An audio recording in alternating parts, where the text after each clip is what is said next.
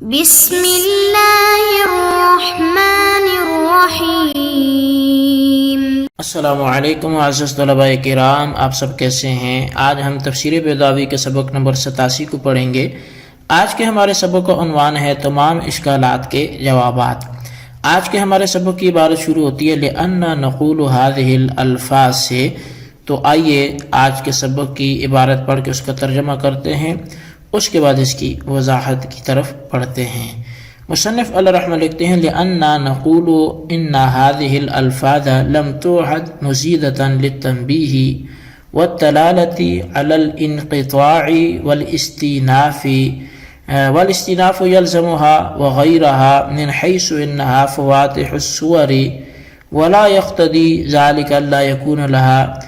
معنى في حيزها۔ اور یہ سب اعتراض نہ کیے جائیں، کیونکہ ہم بطور جواب یہ کہیں گے کہ الفاظ تہجی اس معنی میں مشہور نہیں ہے کہ وہ زائد ہو کر تنبیہ و انقطاع پر دلالت کریں، اور فائدہ استئناف تو ایقاع تہجی اور ان کے علاوہ کے لیے بحیثیت ان کے فواتح الصور ہونے کے لازم ہے، اور استئناف کا لازم ہونا اس بات کا مقتضی نہیں ہے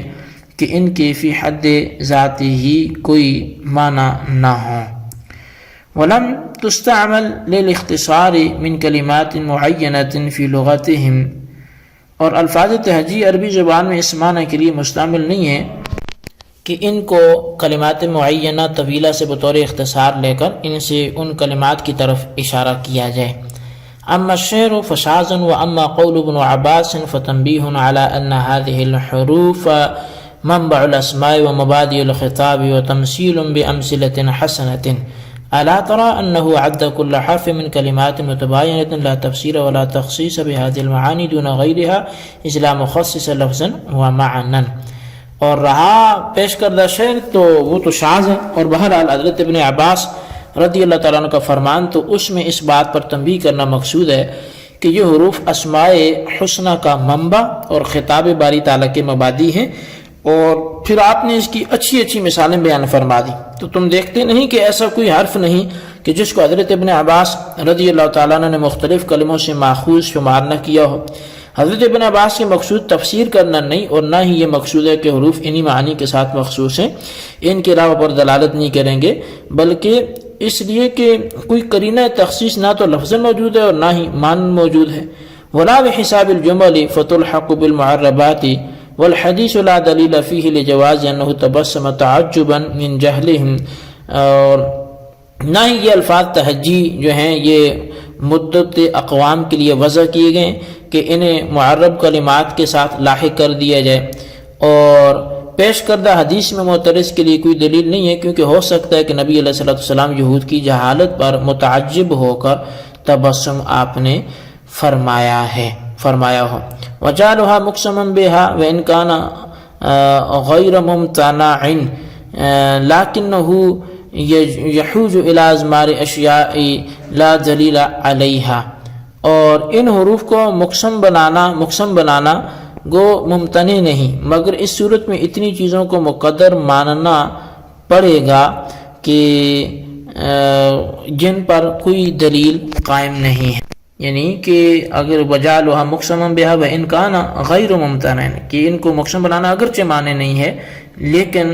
اتنی چیزوں کو مقدر ماننا پڑے گا جن پر کوئی دلیل قائم نہیں ہے۔ جی طلباء کرام، یہ تھا ہمارے آج کے سبق کی عبارت اور اس کا ترجمہ۔ آئیے اب اس کی وضاحت کی طرف بھی بڑھتے ہیں۔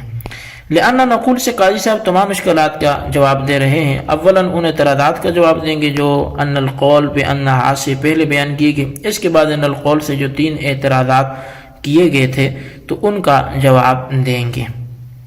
جواب سننے سے پہلے بطور مقدمہ 4 باتیں ذہن نشین کر لیں۔ پہلی بات یہ کہ احکام لغویہ جاری کرنے کے لیے قیاس آرائی کو کوئی دخل نہیں ہوتا، بلکہ اہل زبان کے استعمال سے احکام مستنبط ہوتے ہیں۔ اور دوسری بات یہ کہ اگر کسی لفظ سے کوئی معنی التزاماً سمجھ میں آتے بھی ہوں تو اس سے یہ لازم نہیں آتا کہ اس لفظ کے دوسرے معنی نہ ہوں، بلکہ دوسرے معنی بھی ہو سکتے ہیں۔ اور تیسری بات یہ کہ کسی لفظ کے معنی متعین کرنے کے لیے مخصص ہونا چاہیے لفظاً اور معناً۔ اور چوتھی بات یہ ہے کہ کسی لفظ کو معرب بنانے کے لیے ضروری ہے کہ اہل عرب اس لفظ کو اس معنی میں استعمال کرتے ہوں جس معنی میں غیر عرب کے یہاں مستعمل ہوا ہے۔ اب جواب سمجھ لیجئے، جواب کا حاصل یہ ہے کہ آپ نے ہماری باطل کردہ شک اول کو درست کرنے کی کوشش کی ہے، اور ہماری باطل کردہ شک اول درست اس وقت ہو سکتی ہے جبکہ آپ کی بیان کردہ باتیں صحیح ہوں، حالانکہ آپ کی بیان کردہ باتیں صحیح نہیں ہیں۔ مثلا قطرب نے کہا تھا کہ ان الفاظ تہجی کو انقطاع کلام اور استئناف پر دلالت کرنے کے لیے زیادہ کر دیا، ورنہ ان کی کوئی معنی نہیں ہے۔ تو ہم آپ سے پوچھتے ہیں کہ آپ کا یہ کہنا قیاسن ہے یا لغت کے تتبع سے ہے؟ اگر محض قیاسی چیز ہے تب تو بالکل غلط ہے، دو حکم مقدمہ اولا، اور اگر آپ لغت کے تتبع سے یہ کہہ رہے ہیں تو یہ ہم کو تسلیم نہیں ہے، کیونکہ الفاظ تہجی کا انقطاع کلام پر دلالت کرنا تو درکنار، ان سے انقطاع کے معنی مستفاد بھی نہیں ہوتے، لہذا یہ تو غلط ہے کہ الفاظ تہجی انقطاع کلام پر دلالت کرتے ہیں۔ اور رہا آپ کا یہ کہنا کہ استئناف پر بھی دلالت کرتے ہیں، تو ہم کہیں گے کہ ان الفاظ سے استئناف کے معنی التزاماً سمجھ میں آتے ہیں، اور کسی لفظ سے کسی معنی کا التزاماً سمجھ میں آ جانے سے بات کو مستلزم ہی نہیں ہے کہ اس لفظ کے دوسرے معنی نہ ہوں، جیسے کہ اما بعد سے استئناف کے معنی التزاماً سمجھ میں آتے ہیں مگر اس کے دوسرے معنی بھی ہیں، لہٰذا ہو سکتا ہے کہ الفاظ تہجی سے استئناف کے معنی التزاماً سمجھ میں آتے ہوں فواتح صور ہونے کی حیثیت سے، اور ان کے اور بھی معنی ہوں، یعنی اسماء صور ہونا معلوم ہوا،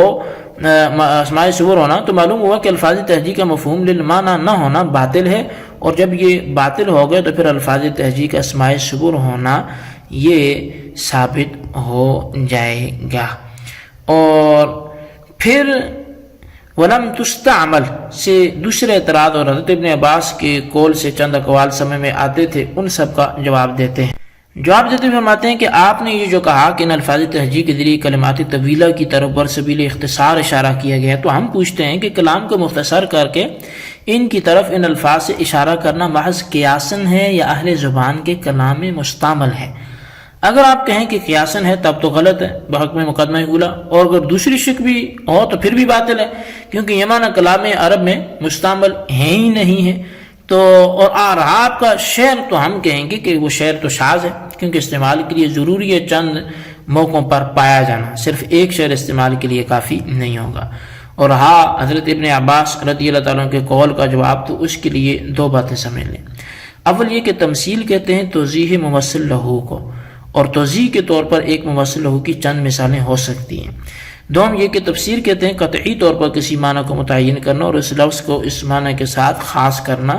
اب سنیے کہ حضرت ابن عباس نے جو فرمایا کہ الف سے اشارہ ہے اللہ اور لام سے جبریل کی طرف وغیرہ وغیرہ، تو اس سے مقصد تفسیر کرنا نہیں ہے اور ان معنی کے ساتھ ان کو خاص کرنا نہیں ہے، کیونکہ تعین و تخصیص کے لیے مخصص لفظ اور معنی ہونا ضروری ہے، اور یہاں کوئی مخصص نہیں ہے، بلکہ ان چیزوں کو بیان کر کے اس بات پر تنبیہ کرنا ہے کہ ان الفاظ تہجی کی مسمیات اور حروف اللہ تعالیٰ کے کلام اور اس کے اسماء کے لیے مادہ ترکیبی ہیں، اور پھر ان کے اچھے کلمات کے ساتھ مثالیں بھی پیش کر دی، اور اگر چاہتے تو لام سے لغت اور میم سے مکر کی طرف بھی اشارہ کر دیتے جو مضمون مثالیں تھیں، اور ان چیزوں کی مثال ہونے کی دلیل یہ ہے کہ انہی الفاظ تہجی سے ہر لفظ سے مختلف چیزوں کی طرف اشارہ کیا ہے، مثلا الف سے اشارہ اعلیٰ کی طرف کیا ہے اور انا کی طرف بھی ہے، جس سے یہ بات واضح ہوگی کہ تمثیل ہیں تفسیر نہیں ہے، کیونکہ ایک لفظ سے بیک وقت چند معانی کی طرف بطور تفسیر و تخصیص کے اشارہ کرنا یہ مستبعد ہے۔ بس جب بطور تفسیر و تخصیص کے اشارہ کرنا مستبعد ہے تو تفسیر و تخصیص تو ہو نہیں سکتی، ہاں تمثیل ہوگی، کیونکہ تمثیل میں مثالوں کا تعدد جائز ہے، اور جب تخصیص ہونا باطل ہو گیا تو حضرت ابن عباس کے قول سے اختصار من الکلمات پر استدلال کرنا بھی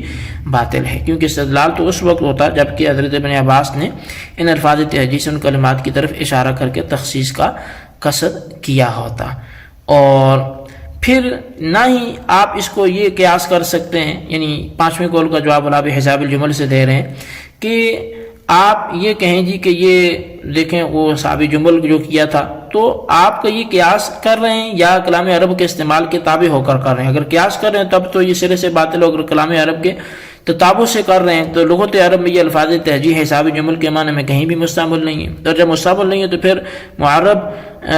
ان کو یا مدت اجال کی طرف ان کو وہ کرنا یہ کیسے درست ہوگا؟ کیونکہ معرب کے ساتھ لاحق کرنے کے لیے یہ ضروری ہے کہ عربی میں اس لفظ ملحق کا استعمال اس معنی میں ہو جس معنی کے اندر اس کا غیر عرب میں استعمال کرتے ہیں، تو لہٰذا یہ بات بھی آپ کی سمجھ سے وہ بالا تر ہے۔ اور رہی بات کہ نبی علیہ السلام کی مسکرائے، وہ تو ان کی جہالت کی وجہ سے مسکرائے تھے، کہ یہ کیسے جاہل لوگ ہیں کہ یہاں حساب شروع کر دیا حساب ابجد کا، جو کہ یہاں ہو ہی نہیں سکتا۔ وجعلها مقسما بها سے اخفش کے قول کا جواب دے رہے ہیں۔ جواب یہ ہے کہ الفاظ تہجی کو مقسم بھی بنانا اگرچہ صحت کے اعتبار سے ممتنع نہیں ہے بلکہ درست ہے، لیکن بہت سی اشیاء کو بغیر کسی معین دلیل کے مقدر ماننا پڑے گا، اور وہ اشیاء فعل قسم اور فاعل قسم اور حروف قسم اور جواب قسم اور یہ ساری چیزیں بغیر دلیل کے ان کو حذف ماننا ظاہر ہے یہ درست نہیں ہے، کلام میں یہ عیب کو پیدا کرتا ہے، تو اس لیے یہ بھی درست نہیں ہوگا۔ جی طلبہ کلام، یہ ہمارے آج کے سبق کی عبارت ترجمہ وضاحت، اس کو اچھی طرح سمجھیں، اس کے خلاصے کو ضرور نوٹ کریں، اور آپ ان میں سے کوئی 2 اعتراضات کے جوابات وہ ضرور سوال جواب کی شکل میں لکھیں۔ اللہ تبارک و تعالیٰ سے دعا جو کچھ ہم نے پڑھا سنا اسے یاد رکھنے کی توفیق نصیب فرمائے، آمین بجاہ النبی الامین صلی اللہ علیہ وسلم۔